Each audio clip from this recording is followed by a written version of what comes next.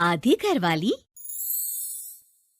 सिमरन की छोटी बहन विभा माँ के होते हुए भी सिमरन के ही पीछे लगी रहती थी। सिमरन, आ गई हो तो इसे खाना खिला दो। बोल रही है तुम जब तक नहीं खाओगी ये भी नहीं खाएगी। क्या है विभा, तुम खा लिया करो ना, मुझे ऑफिस से आने में देर हो जाती है।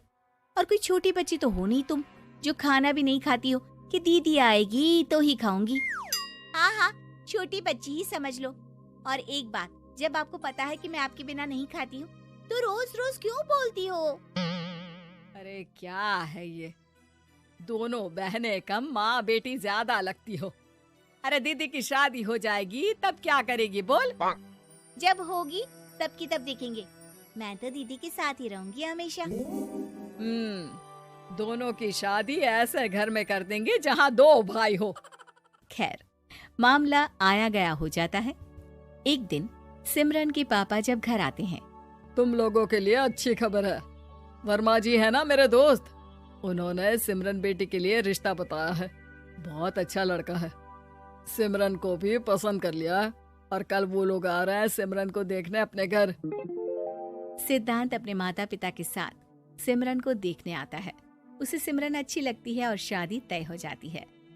सिद्धांत की माँ कहती है, अब तो हम लोग ले जाएंगे जल्द ही अपनी सिमरन को यहाँ से। अरे हाँ हाँ, क्यों नहीं, आपकी ही है अब तो हमारी बेटी। दूर खड़ी विभा सब सुन रही होती है। अब तो दीदी की शादी हो जाएगी, फिर तो वो चली जाएंगी। दीदी के बिना मैं कैसे रहूंगी? कुछ न कुछ तो करना ही होगा जिससे दीदी की शादी ही ना हो। सभी के जाने के बाद क्या शादी के बाद दीदी हम लोगों के साथ नहीं रहेंगी? अरे नहीं तो फिर क्यों रहेगी, शादी हो जाएगी तो अपने घर चली जाएगी ना। तो मैं भी जाऊंगी उनके साथ, मेरा भी सामान पैक कर देना। अरे कैसे बात कर रही हो विभा, दीदी के ससुराल छोटी बहन नहीं जाती। हाँ, कभी कभी जाकर मिलाना और रोज फोन पर भी बात कर लेना, ठीक है? नहीं पापा, आप तो जानते हैं मैं दीदी के बिना खाना भी नहीं खाती, ना ही मुझे उनके बिना नींद आती है। सिमरन बहन की बात सुनकर इमोशनल हो जाती है। अगले दिन से विभा खाना खाना छोड़ देती है। लोगों के लाख समझाने के बाद भी विभा ना खाती है ना ही सोती है। अंत में हार मानकर सिमरन सिद्धांत से मिलती है। सिद्धांत, मेरे मम्मी पापा ने बचपन से ही विभा और मुझे साथ रखा। वो मुझसे बहुत जुड़ी है। मुझे उसकी टेंशन रहेगी शादी के बाद, क्योंकि वो मेरे बिना नहीं रह सकती है। अरे ये तो छोटी सी बात है, वो हम लोगों के साथ हमारे घर में रह सकती है। जब उसकी अकल आ जाएगी या वो समझ जाएगी कि तुम्हारा घर वो नहीं बल्कि ये है, तो हम उसे घर छोड़ आएंगे, ठीक है? सिमरन खुश हो जाती है क्योंकि वो यही चाहती थी। वो माँ पिता से बात कर लेती है। अरे कैसी बात कर रही हो सिमरन, भला बेटी के ससुराल में हम छोटी बहन को कैसे भेज दे? जमाना क्या कहेगा?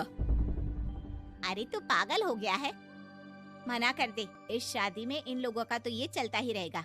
कभी बहन यहाँ आ रही है, कभी वो बहन के पास जा रही है। अरे शादी हो रही है, कोई मजाक थोड़ी ना हो रहा है ना बाबा ना।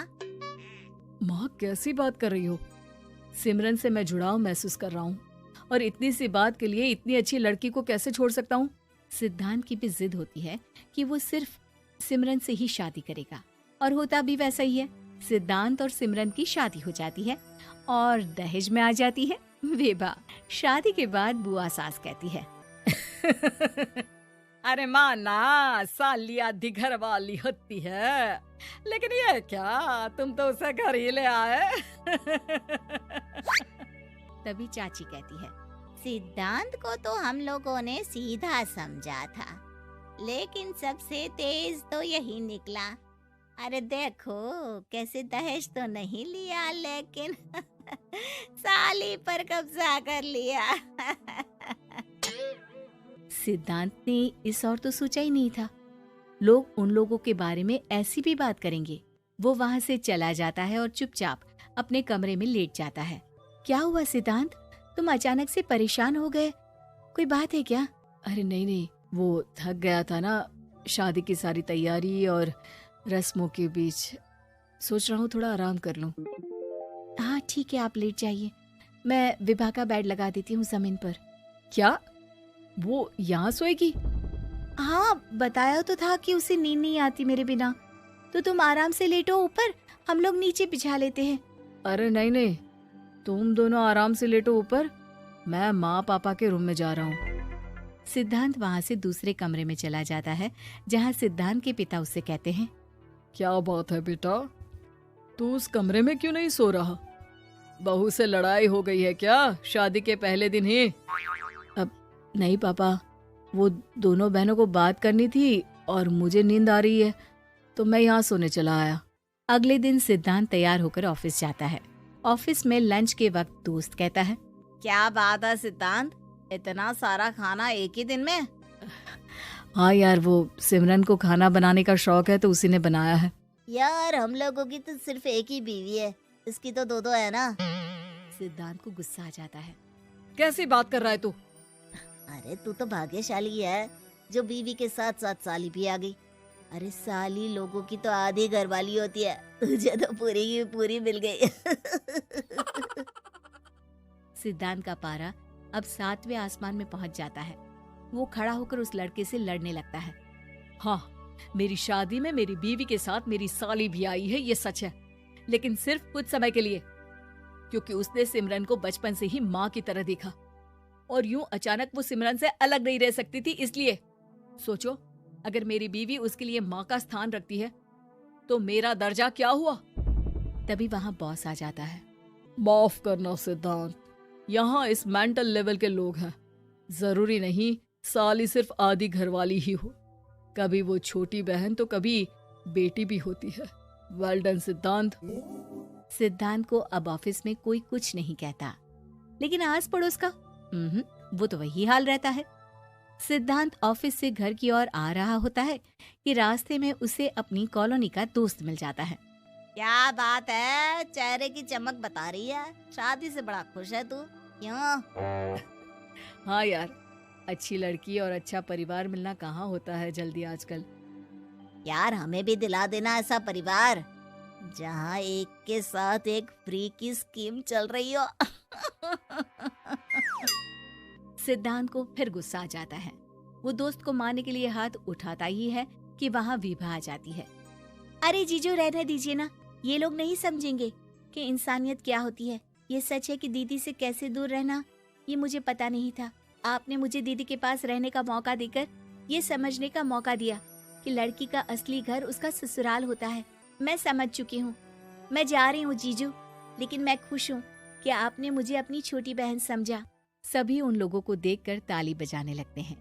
विभा अपने घर चली जाती है और सिद्धांत खुशी खुशी सिमरन के साथ रहने लगता है।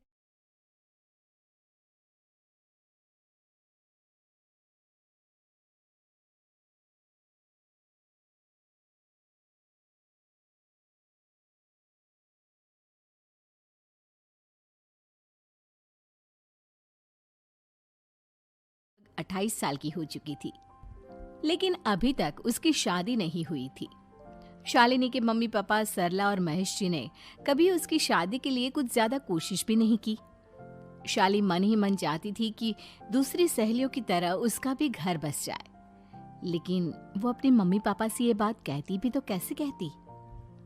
माँ जानती है, मेरी सहेली है ना शीतल, उससे बेटी हुई है, बड़ी प्यारी बच्ची है उसकी। अरे ये तो बहुत अच्छी बात है, उसकी शादी भी तो 4 साल पहले हो गई थी ना। अब क्या करे बेटा, चाहते हैं तो हम भी यही है कि तुम्हारी शादी हो जाए, लेकिन कोई अच्छा लड़का मिलता ही नहीं। कोई बात नहीं मम्मी पापा, मैं जानती हूँ आप मेरे लिए बहुत अच्छा रिश्ता ढूंढना चाहते हैं, और अभी मेरी इतनी उम्र भी तो नहीं हुई है। अच्छा शालिनी बेटा, क्या है ना, मेरे पास नई साड़ी नहीं है और मुझे किटी पार्टी में जाना था, तो इस महीने तेरी तनख्वाह आ जाए तो एक नई साड़ी दिलवा देना बेटा। और बेटा मेरा मोबाइल भी थोड़ा पुराना हो गया है, 6 महीने से इसी को काम में ले रहा हूँ, एक नया मोबाइल ला देना बेटा। हाँ हाँ मम्मी पापा। और माँ, आप तनख्वाह की चिंता क्यों करती हैं? साड़ी तो मैं आपको कल ही दिलवा दूंगी। और रही बात आपकी मोबाइल की, तो मैं आज शाम को ही ऑफिस